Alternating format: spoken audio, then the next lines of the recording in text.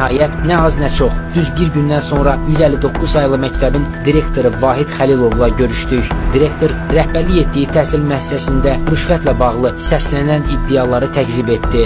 Mən elə zənn ki, bu tamamilə bir iftiradır.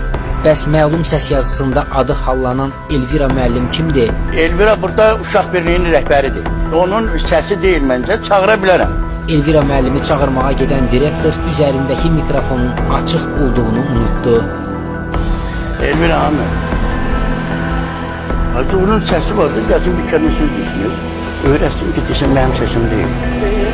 Desin mənim səsim deyil, mən neşə deməyim ki, bizdə pul yığımı yoxdur. Bir kəlmə.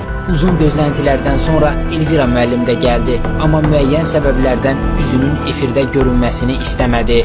Niyə məhz sizin adı sallanır? O qədər müəllim qaldı, niyə isiz? Onu da o valideynə soruşur.